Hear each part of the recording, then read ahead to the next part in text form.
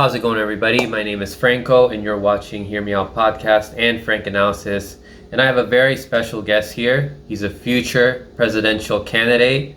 His name is D. Pierce. He has his own YouTube channel where he talks about a whole bunch of issues. It centers a lot around politics, right, Pierce? And he also talks about other stuff. So why don't you give everybody an introduction of who you are and what motivated you to start your channel before we get into the whole discussion about Yang and Tulsi and Bernie and their supporters? Well, I appreciate being on this channel today and you asking a little bit about me before we get into Yang, Tulsi, Bernie stuff. So I started the channel because I'm very interested in politics. I see it as a way of continuing my education. I have a bachelor's in economics, a master's in politics. I worked for the Democratic Party in the Democratic communications kind of arena. I am a current enlistee in the Army. I do not speak for the Army with my channel on politics.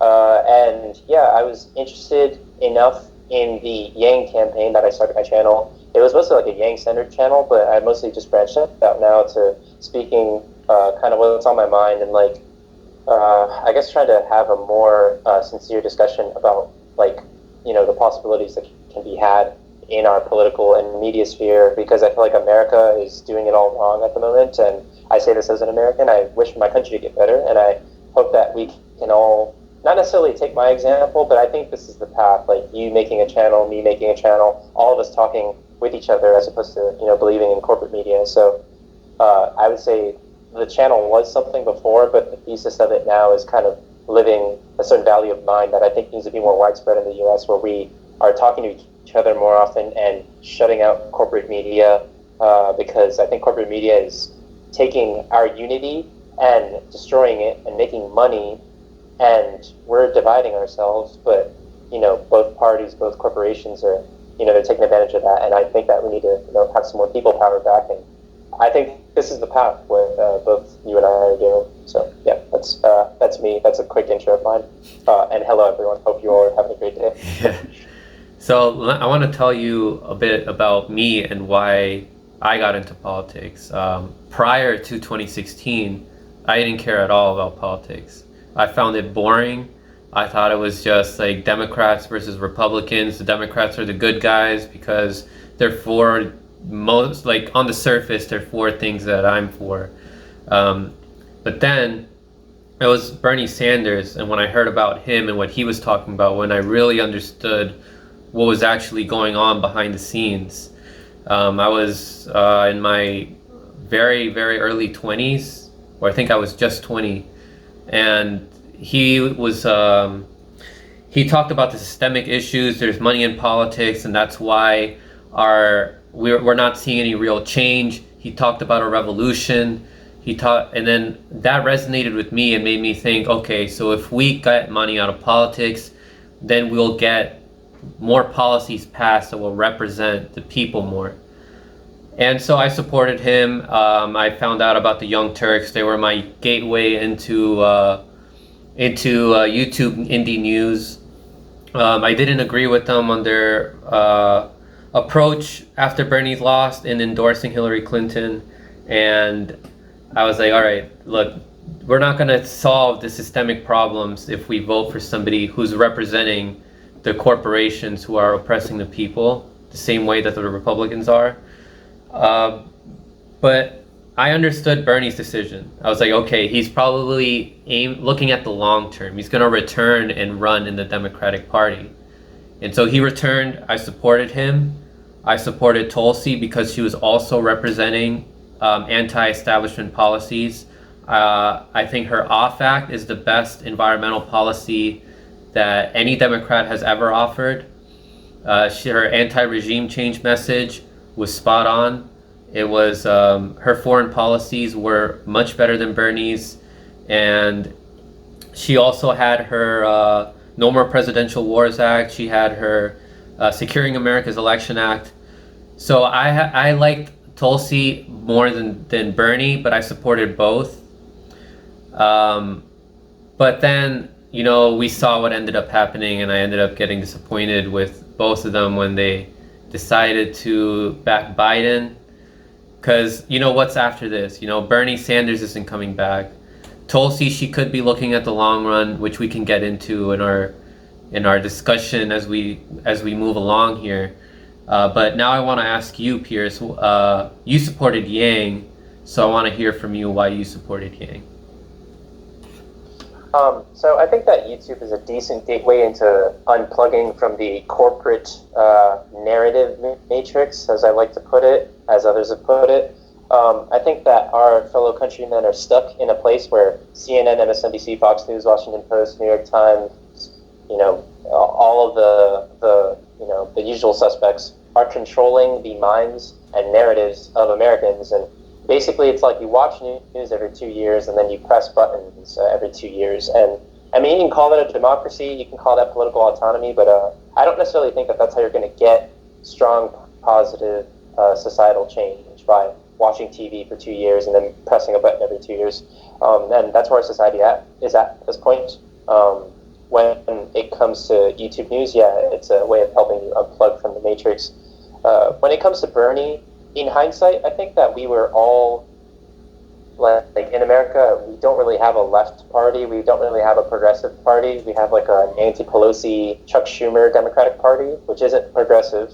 And when it comes to issues that we find important, like money in politics, getting money out of politics, debt-free education and healthcare, ending the regime change wars, we look to Bernie Sanders in 2015 and 2016 as like this like ray of hope.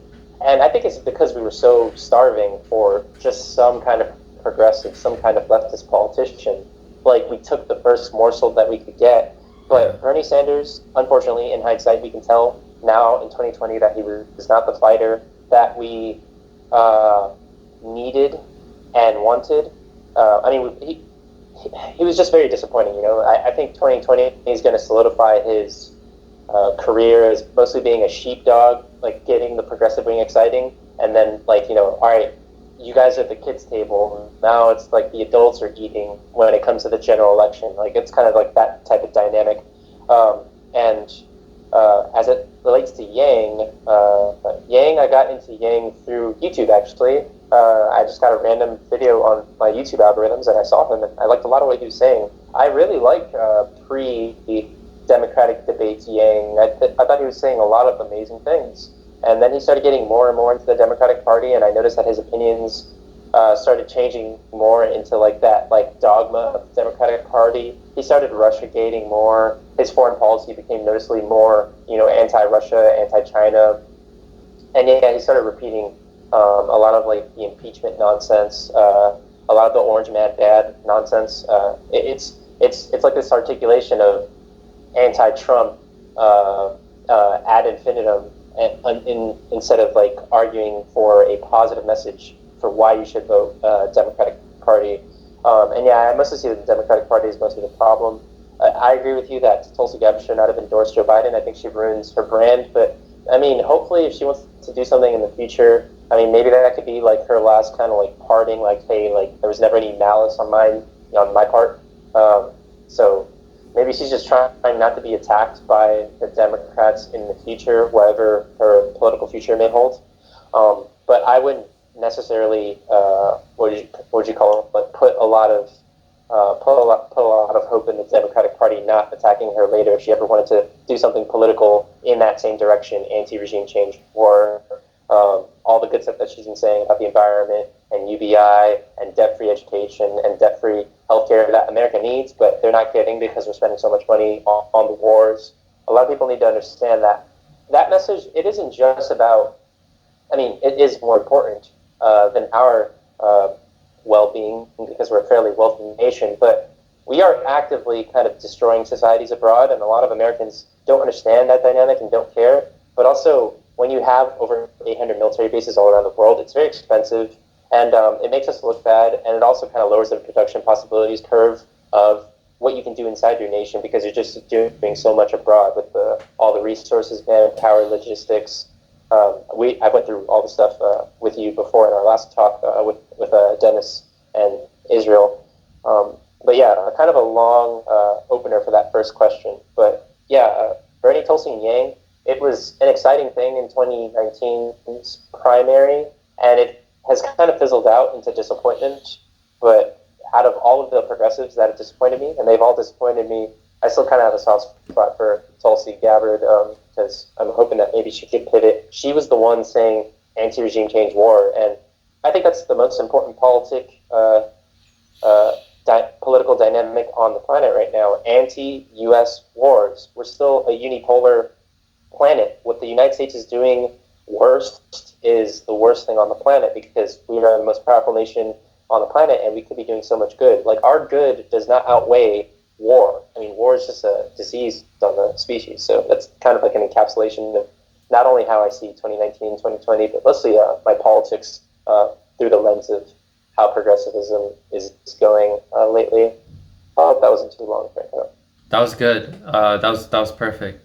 And I think what you and I saw in Bernie Sanders in 2016 is a lot of people also saw that, obviously, because he built this massive movement. But a lot of those people they stopped there. They didn't look beyond that. And in 2020, they didn't think about how there's other people who also probably didn't care about politics, or they had other ideologies, and then they saw this like pulling out of the matrix kind of thing in Tulsi and in Yang, or in Marianne Williamson. And rather than thinking that they could, at the end of the primaries, when it comes down to a anti-establishment person versus an establishment person, that we could have built this massive movement even bigger than what we saw in 2016, since now we've garnered so many other people now. But unfortunately, some of these people didn't see it that way. They were just seeing it as it's either Bernie or the highway. And that they just, like I said, they stayed stuck with that mentality and what they saw in 2016. And they were too subconsciously afraid to look beyond that and to be critical of their candidate. They weren't thinking about putting principles and policies ahead of their candidate. So you're I want to talk about Bernie, like Bernie supporters in particular. That's what you're talking about. Yeah, Bernie in particular is what I saw mostly from Bernie Sanders supporters attacking and other anti-establishment supporters. And it was mainly also led by people like the Young Turks, people like Sam Cedar and his crew over at Majority Report, and David Pakman. And I think that if Bernie had led and propped Tulsi and Yang up as their supporters, I think that people like the Young Turks, or at least the supporters, would have followed along Bernie. So I want to ask you what your thoughts are on how you were treated during the 2019-2020 primaries, and what you think the mistakes were by the supporters. Interesting. Okay. I guess I can do this with not only Bernie but also Yang supporters, and I sympathize with. First, I'll start with Tulsi.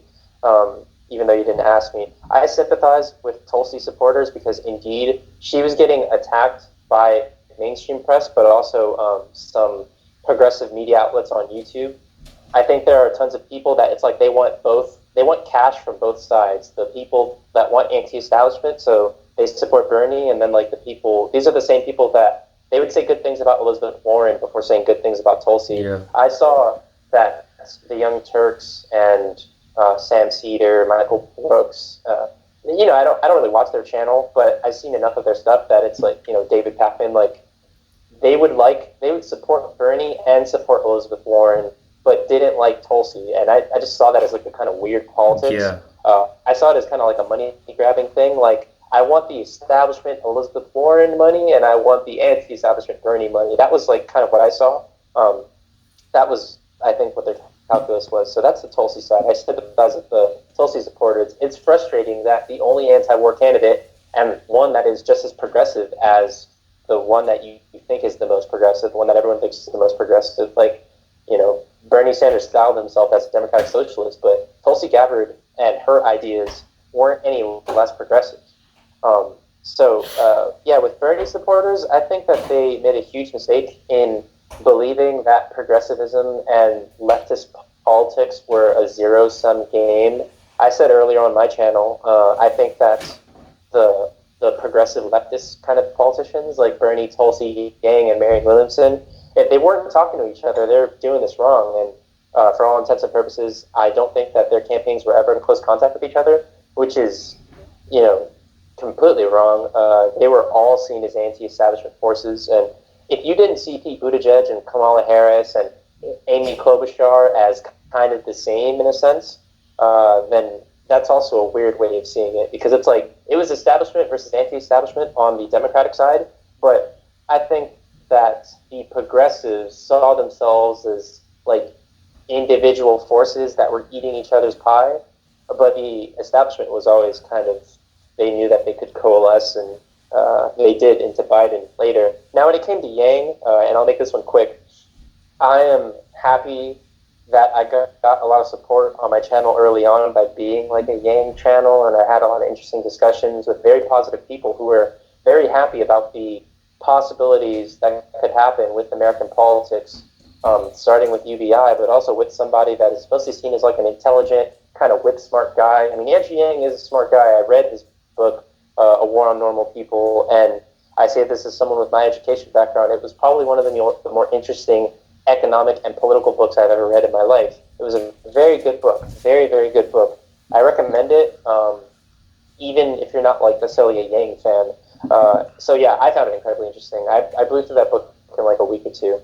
I liked Yang when he was saying the things that he was saying, like when I found him in my moment through the YouTube algorithms, and I'm like, this is a guy that's like trying to come at American politics with answers and solutions, and he's not very ideological. He just wants to help other people's communities, and you know, he doesn't talk like a politician. I love that about him. And Yang transitioned from like kind of that purist form of Andrew Yang, and he started getting more and more neoliberal, unfortunately. And I saw the same thing in Andrew Yang that I saw with Bernie Sanders, and even some Tulsi Gabbard supporters to an extent, but we put our faith in people, and even when they disappoint us, there are some people that are going to keep, how would you say, keep proselytizing for these people, but we need to hold on to our ideas. So again, all of these people have disappointed me in some fashion, but I still, I still have a soft spot for the Tulsi Gabbard campaign. She's a soldier, indigenous, woman of color, not like her diversity markers matter, but I just feel like everything was there for Tulsi Gabbard except the establishment support. And Bernie didn't support Tulsi Gabbard when he picked her for vice president. It's like, so Bernie supporters, not the ones that didn't support Tulsi. It's kind of weird. I mean, 2019 and 2020 has been a huge bummer, but I like how you're centering this discussion on Bernie, Tulsi, and Yang, because this is like a very interesting case study that says a lot about like where America is at the moment with what we find possible, what we find politically possible. Things that other nations around the world have done. A lot of nations are not all around the world killing people and sanctioning people and doing a bunch of nonsense, but we're still there, and it's like we're trying to get to the point where we're not doing that, and like it's frustrating kind of being an American and like feeling like the answers are obvious. Let's just stop doing bad and start doing good. But you see that like neither corporation, neither party's down for it, and then when these progressives come along, it's like you just fight them. Like the white blood cells of the system just kick in. It's really frustrating to see.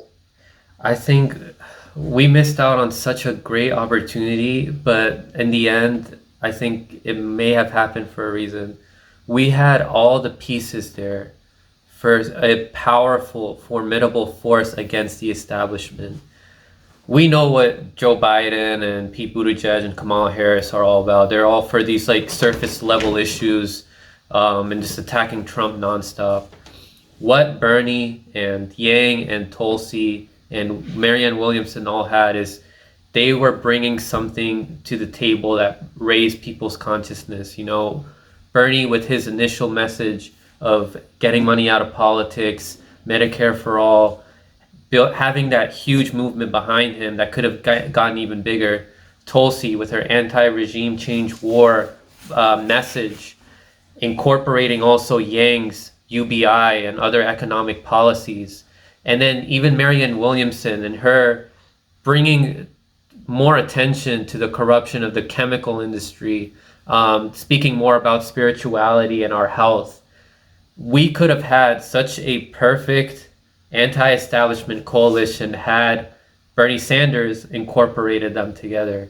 But we missed out on it.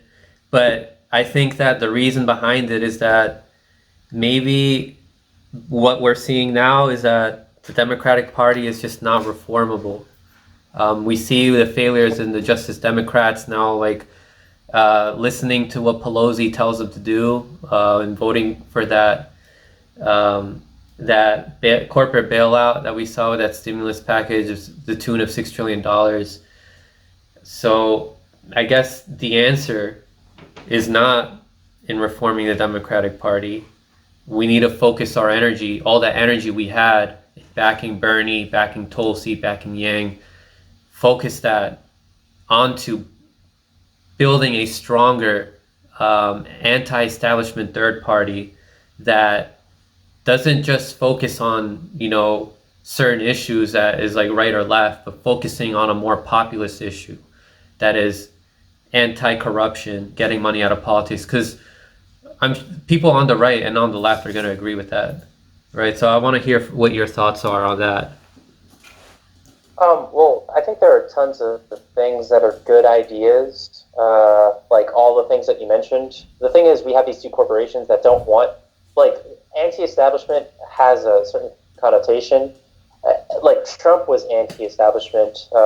Maybe you don't agree with his policies, but the establishment in the GOP fought Trump all the way until he was the nominee, and then they supported him.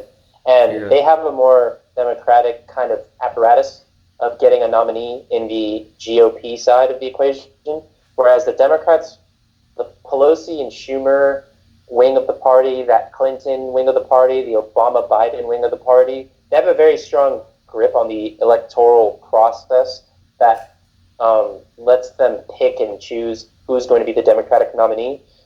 No actual change is going to come by electing an establishment Democrat or an establishment Republican. You're going to get austerity and war. And when you ask for education and healthcare, when you ask for money out of politics and a UBI, you're not going to get that. You're going to get more austerity and you're going to get more war. Your kids are going to keep being more in debt.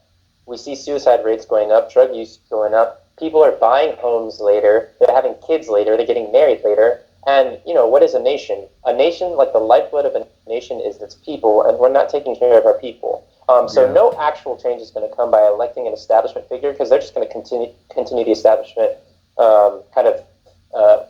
ethos of austerity and war. And we want to get a Tulsi elected on either side. It doesn't really matter, so that they can kind of take the reins of a party like the way that Trump did and kind of force change. And that's kind of where we're at right now. When you say that the Democratic Party isn't reformable, I would posit the same thing about the Republican Party, more or less, pre-Trump. Like, they're not reformable. The only thing you can do is kind of seize power from the establishment. And to the extent that everything falls together, like, Bernie really had a shot at this.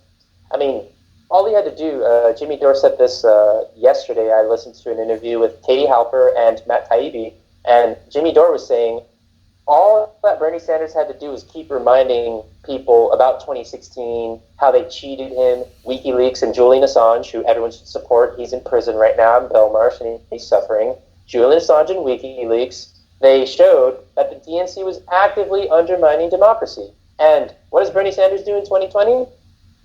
Unity, vote blue no matter who, Joe's my friend, Russia, Russia, Russia, impeachment, Trump is the most dangerous president in our lifetime, when I would say that Trump is just an honest face of what has been a destructive experiment for a long time now. I mean, I personally think my least favorite president is Obama, just for the hoodwinking aspect of it. The black community saw Barack Obama's political and financial success as their own personal success, which is extremely problematic these days. When you talk to, like, I go back to my neighborhood and I talk to people about Barack Obama, and I meet instinctive backlash because they're not used to hearing this. Yeah. People still think he's a great president without knowing three policies.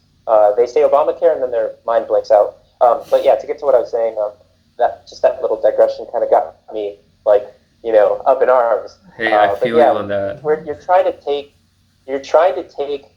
take the reins of either party to force change, and to the extent that you can do that with, like you have to measure what the media environment on the American left, not really a left, but the American left and the American right looks like. You have to see which party controls the electoral process more, what supporters have, and Bernie Sanders kind of had it. All he had to do was keep being bombastic and being a fighter, but he didn't. And it was there for him to be the anti-establishment winner. All he had to do was kind of keep reminding people about what happened in 2016 and get people ready. Like, one of these days, the establishment, all these people are going to drop out at the same time and support a Biden or a Kamala.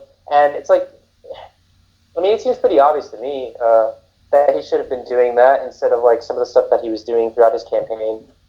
But Bernie Sanders is not the man who we thought he was. He's very disappointing. He's like a living case of erectile dysfunction at this point. And I'll leave it at that. So yeah, anti-establishment is how you make change, and if you vote in an establishment candidate, you're just going to get more war and austerity. That's why I think that Joe Biden should just lose to Donald Trump. I'm not going to vote Donald Trump, but I'm constantly tempted to one vote doesn't matter, so I'm not going to vote for Trump. But like, if Biden wins, it just keeps revalidating this establishment religion that needs to go away. It's very destructive to our communities at home, but more so to communities abroad.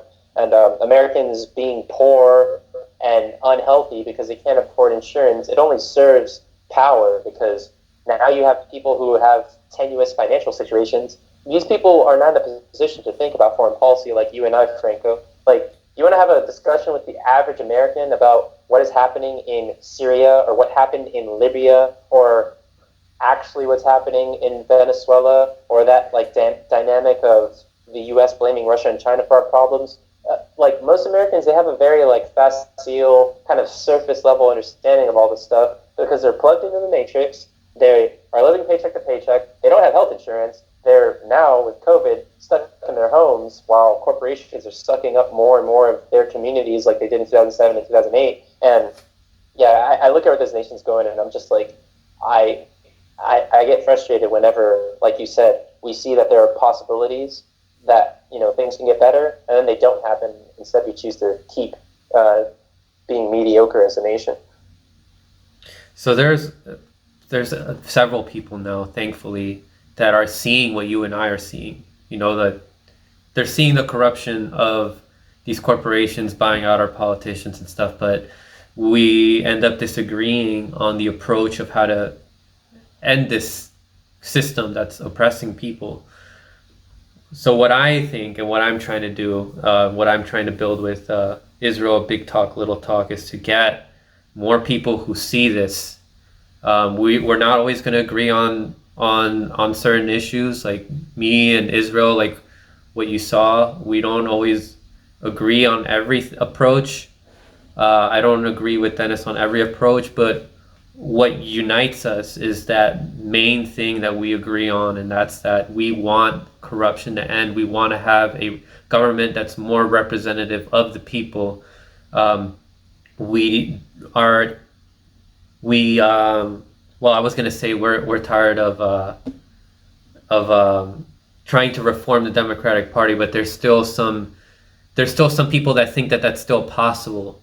But what I think we need to do is understand why people still believe that, because we used to think that way. We used to think that the Democratic Party was reformable at a certain point, and have these people in conversations and try to understand what it is, why it is that they believe in what they believe in, while also reminding each other, okay, we agree on the bigger picture though. Let's not forget about that. And what that does is it builds up an understanding. So I would like to hear what you think about how we can approach this and how we can get more people to converse with us. It's going to be hard with certain people who think, I don't know, like the Young Turks or Michael Brooks, over to converse with us. But hey, we'll give it a try. Because in the end, like I said, we do agree that we have to get money out of politics and this oligarchy that we have. Yeah, I'll give you like some quick things. So ending corruption is a bit too vague. I constantly focus on ending war because I think once you end war, you bring that money back home, and then it's like there's no real excuse. Like the politicians are going to have to answer to the people about why this stuff inside the nation isn't better. The politicians can't just like distract and be like, oh, look what's happening in Iraq and Afghanistan. Like it's like all of our attention is going to be focused domestically. It's going to be focused inward. War is like this way of distracting people into thinking that there's an outside enemy that's like in danger of us, so that we don't notice our communities around us falling apart. And if our communities are falling apart, then we can, kind of distract attention by pointing to the enemy abroad. Not only the enemy that is poor, that we are destroying their communities, but also the enemy that we are not actively engaged with, but that we have fantasies about engaging with, like Russia and China. Yeah. It's like the people that are fighting and the people we think about fighting, and then we don't think about fighting our politicians, and they are destroying our communities actively. So instead of ending corruption, I would probably hone that in and try to. I focus on war because I think it's the worst thing on the planet, and our nation, the United States, is the main sponsor of it, along with sanctions, which are also an extension of war. When it comes to people, like our audience, people listening to this channel, have sincere, honest conversations with people in your life. Make positive media, spread positive memes, especially to the youth, because we have to seed the ground for growth in the future, because this is not going to be some fight that, I hope it's won in like 4 years, but I don't think that's going to be it. Seed the ground, talk to the youth, and tell them to unplug from the matrix. That is the most important thing. The most important thing is when your parents are watching Fox News, CNN, MSNBC, reading the Washington Times, the New York Times. Sorry, maybe be in conflict with your parents, but it's tearing apart our nation. It's tearing apart our nation. Yeah. So spread your messages, like kind of start channels like you and I are doing. Talk to each other. Don't just fight with people on Twitter because it's a waste of time. You want to find like-minded people that are spreading the same messages that we're spreading, and then it's like, all right, let's keep getting more people on the team. Let's keep kind of try to seed the ground. Seed as in like garden seed, like seed the ground with good ideas, and again focus on the youth. You guys in particular, you in Israel. So I see this on my because I don't necessarily do a lot of editing. My channel is mostly just me, but I think for like you guys in particular, like an answer could be like Israel is really good at editing. I've to be honest, I haven't seen like an entire video of your show, but I see that on YouTube. There's like a certain style, like a certain snappiness with like things that are well edited and made for consumption.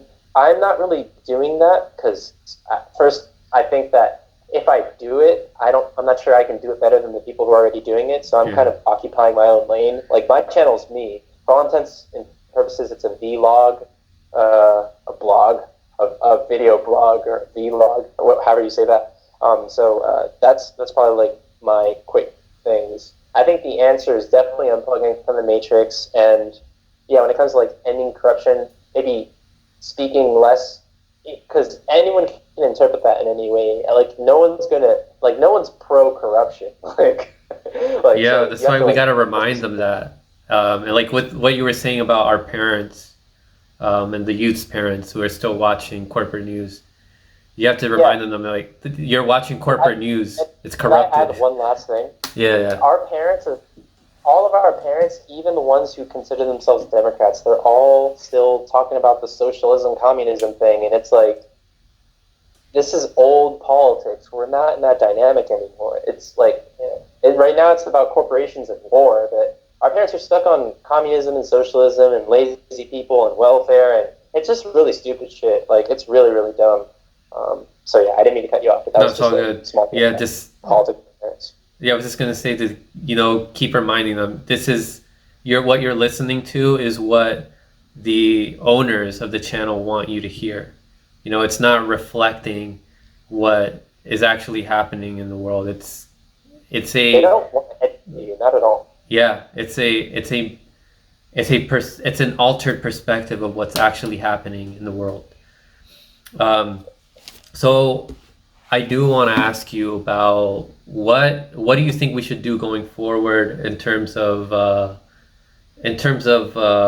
political movement. Like we know what we should do, like as individuals, like what you were saying.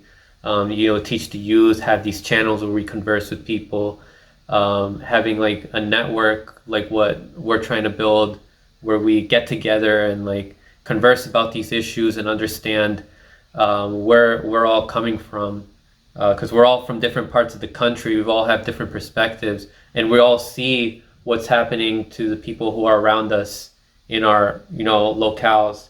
So, do you think what are your thoughts on like a movement for a People's Party? Do you think that we should invest our time in trying to make that a formidable force to go against the establishment parties?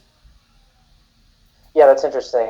I think that there's so much in the way that is supporting the two-party infrastructure that when it comes to like building a viable third party, I don't know. I'm not going to form a code I'm not going to give you a final answer on that. But there's something that tells me that I feel like if we're going to have no choices anyways, I like there being third party options so that like instead of people staying home, you can vote and register dissent. And it's like, oh, well, we see like, it would be amazing one day if we had an election where the president, like, either Republican or Democrat, they won like 38 to like 40 to 32, and then we had like 20% third party. That shows that there's something there. So I think that the third party is a good signal to the establishment that something's falling apart in our society where people do not feel represented, so they are choosing whatever third party. I really like that dynamic about third parties existing in general. It's like, otherwise I would totally stay home. If you could only vote for one of two parties, then staying home makes more sense. I think like it makes more sense if you want to protest, and like the system, if you want to protest the system, is to not stay home with a third party. So I think that any third party serves that function. As it relates to building a coherent third party, that's a tough one. That's a tough one.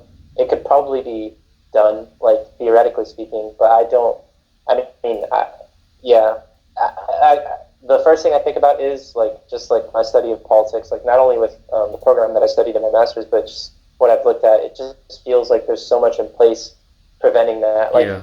Pepsi and Coke have no interest in letting RC Cola live. Like they are both going to kill RC Cola in the crib, and Pepsi will enjoy its 40 share or its 45 share to Coke's 50 to 55 share, if that means that there's not someone else that comes in and takes 20 share, and now they both have less, if that makes sense. That's what I have to say there on third parties, People's Party. So how do you think that we can knock down like the Democratic and the Republican Party as they currently are right now? I already answered that earlier. I think to the extent that you have a candidate that understands the media and electoral dynamics of each party, and they're willing to seize the reins of power from, because these are old institutions with old think people that don't understand media, and they're old as shit, and they don't understand the society that they are living in because they are like insular elites. They're not like smart people. They're just very well coordinated, ill-intended, kind of oligarchic rich people. That's who you're taking on. So, Donald Trump, people think that Donald Trump is like an idiot. He's not an idiot. He did TV for years. He knew what he was doing when he was running against the Republicans. And then he was like, oh, I get to run against Hillary? Perfect. And Donald Trump understood the dynamics of what he was doing to the extent that he was able to seize the reins of power from the Republicans. The Republican Party was not a Trumpish party, but Donald Trump saw that there was that sort of like Tea Party energy, and the same way that Bernie Sanders saw that there was like his, Bernie energy, except Bernie wasn't as strong of a fighter as Donald Trump, straight up. I think that Bernie and Trump in a debate that would be interesting, but he couldn't even get himself there because he's too nice or too cowardly. So I know that I mentioned a lot there, but yeah, I answered that earlier. I think it's about seizing control of the party, and it's easier than you think. I mean, it's not an impossible task. These are insular elites. They all are friends with each other. They aren't really in touch with the people. So if you are in touch with the people, I mean, that's what a politician is. It's just somebody that kind of takes they put their finger to the wind, and they kind of are trying to see where the wind is blowing with the people, and they're trying to represent that. And anyone can do that. Tulsi Gabbard could try that in 2024, like for the Republican Party, like we mentioned in our discussion with Israel Dennis. Like, it's just about getting a pulse and like understanding the media and party dynamics, and seizing power. So you still have hope that there is a way that we can reform a party, whether it be Democrat or Republican. I don't think reform is the way. Or like seize the power away from them. Yeah, because like Trump didn't reform. He did not and is not reforming the Republican Party. But if he was just, I wouldn't say. I think he's smart in a sort of way of how he could get power. He knew that, but when it comes to actual policies, he's not really like ideological. I think somebody that was as smart as Donald Trump in terms of like how to get power in this media dynamic, while simultaneously also being ideological in a good way. Like I basically understand media and the party dynamics as well as Trump, but I am as anti-regime change war as Tulsi Gabbard. Yeah. Like, that's the perfect candidate right there for either side. I got it. Okay, yeah, so, yeah, in order for that to work, we would have to, like, amplify Bernie's message even more in the Democratic Party about, the corruption that's happening, like the how the corporations have control over them. But I think it's a really hard uphill battle for that person to do. Like, we saw the Democrats, they did everything they could to stop Bernie, not just Bernie, but Tulsi from winning. And then we saw, like, within their campaigns and even within them, they were thinking, okay, maybe if I, like, act nice with them, then maybe that'll help me win more support from like the Democrats and stuff. Yeah, it's a dumb thought. Yeah, that obviously didn't work. These people were already gonna vote on board with like Joe Biden. If you're gonna be nice to them, they're just gonna be like, oh, that means that the guy who I'm supporting is good anyway because Bernie also likes him. So. I don't know. I think it's really hard to try to, seize the power away from the Democrats.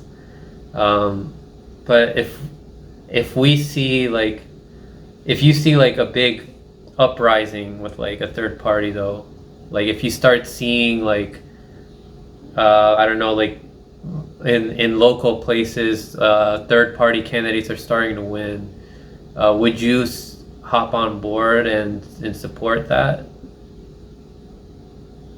If it was gaining traction, I just think that for it to happen, it's like a big lift. Now, if the lift is already being made and I see it, like, that's awesome. Now, if it comes to like you and I like focusing on building some kind of coherent third party, I think the word you use is People's Party. Like, that's not what I'm trying to do. I don't know how. I see it as like less viable than you do, I suppose. I think it's about kind of like taking control of the Democratic or the Republican Party, because I mean the American people just, if you think of the American people like a population, and the population isn't really that well, how should you say, educated philosophically or morally when it relates to how to build a better society. I mean, we just aren't. It's not the fault of Americans. It's, our society just doesn't push us in that direction.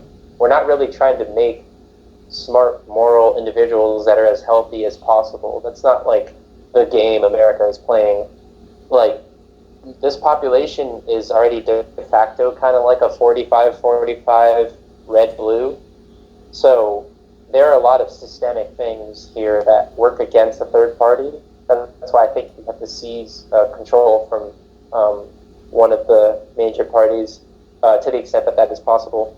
But also, since we're talking about electoral politics, I just want to end by kind of saying, like, to our audience, like, don't put like all of your eggs in the electoral politics basket. Like, change isn't going to come just because you want to vote in the right people if they reflect your values, but, you know, that's not how change has been won historically in this nation. There's been a lot of change that has not been won ever since we all started being on the internet. And, well, I mean, the internet's great for talking to each other, but, you know, there's a lot of organization that isn't done because we're all yelling, like, on Twitter, thinking that we're being activists, when really the oligarchs are just happy that we're not out there on the streets.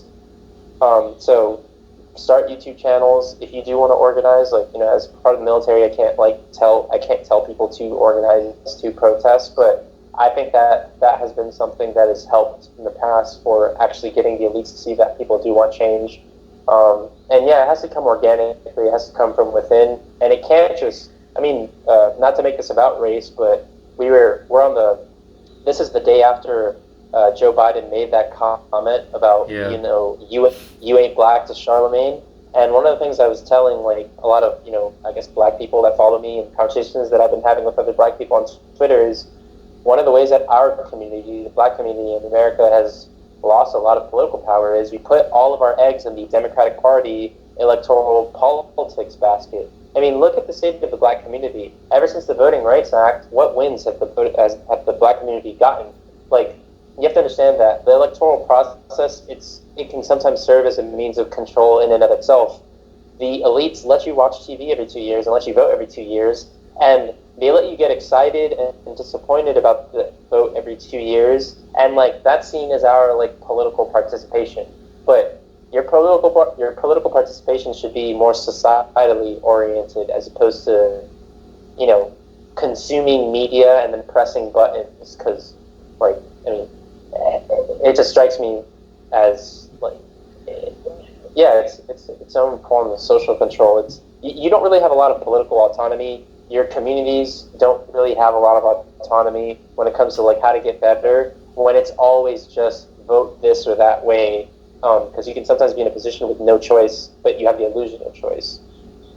So yeah, because of, like, that people third party stuff.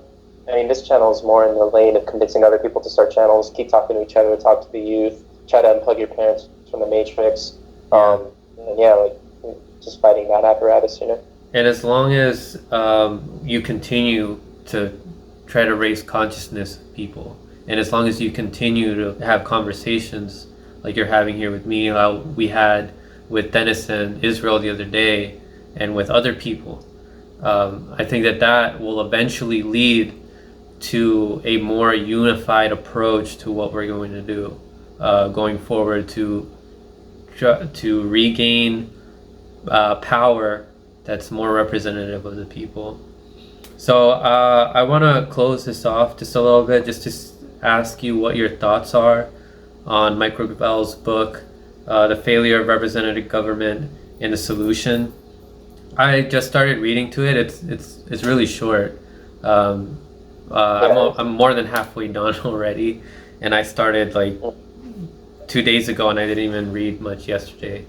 So he was talking about, like, how we should have like on top of representative officials, like how we have now, to have like the people make laws and stuff. So I want to ask you what your thoughts are on that, and if you think that that's a viable solution for our country's problems.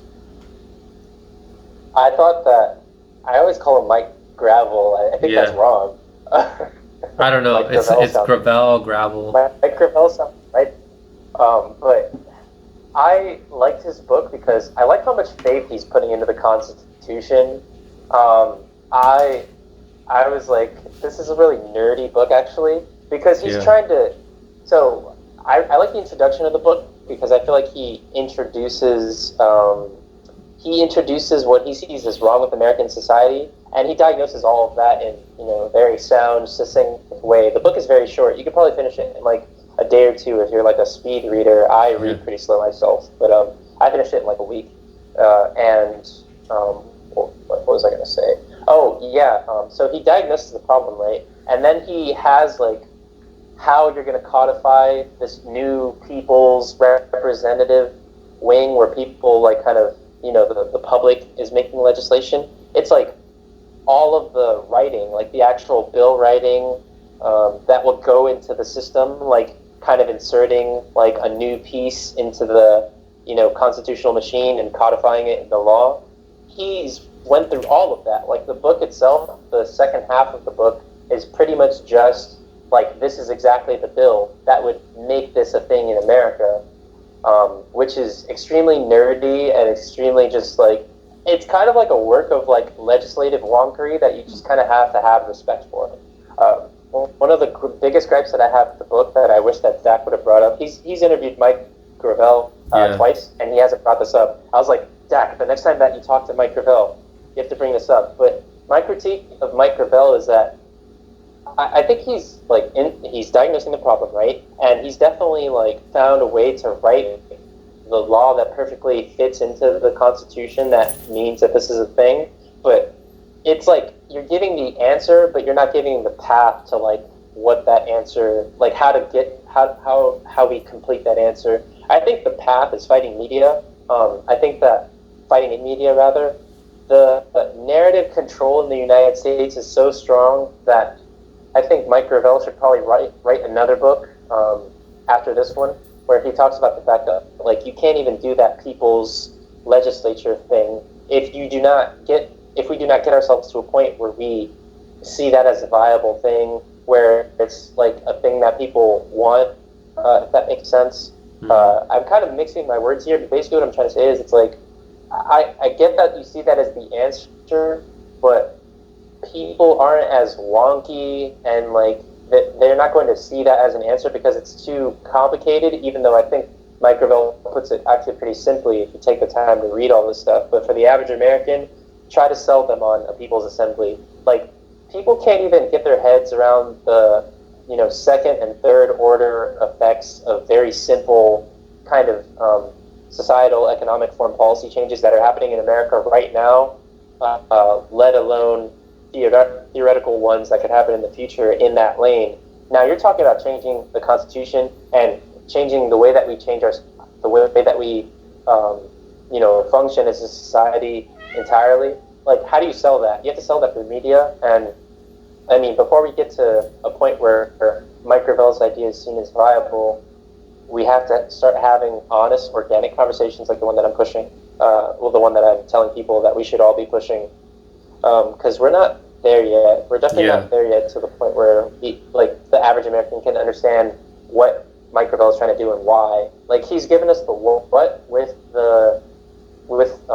that bill that he wrote that is in the book, and I encourage people to read it. It's really interesting. You can finish it in 1 week. You should hold it up so people can see the title of the book. Yeah.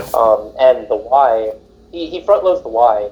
He tells you why why this would be a good thing with his diagnosing of the problem at the beginning of the book, and then the kind of second half of the book is the what. So the why and the what, and I'm saying like he doesn't address the how. Right. Like how are we going to get to a point where that answer is viable? So that's my main critique with the book.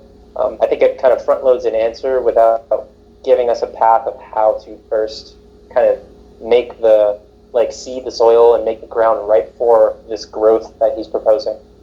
I'm definitely getting that sense of this is like the instructions for what to do after the fact that you got the people to organize. So that's up to us, I guess, to figure out how we're going to do that. If we ever were to think that this is the best thing to do to have a more representative thing. Like, Mike Gravel's old school. I love his soul, man. Like, Mike Gravel is like, he's a man. I wish that he were running for president instead of Bernie Sanders, like, you know, in hindsight. Yeah, he ran in 2008, but he just didn't find the luck that Bernie did in 2016. Yeah, he waited.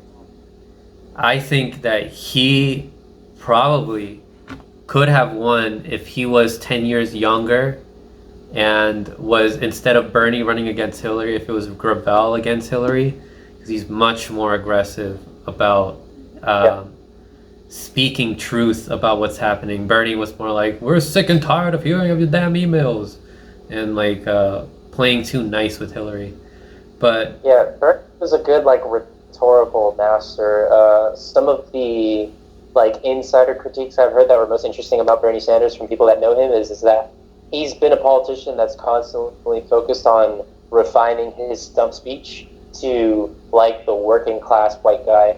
I'm not just saying just white guy, but you know, like his entire like political thing is about like that image and like that rhetoric. But when it comes to actually understanding policy and, you know, fighting back against the establishment, like his means of getting power was like refining his stump speech. I guess is what I've heard about Bernie Sanders, like with people that have worked with him. yeah, shout out to Mike Ravel. Thank you so much for being here, Pierce. We hope to have you on again.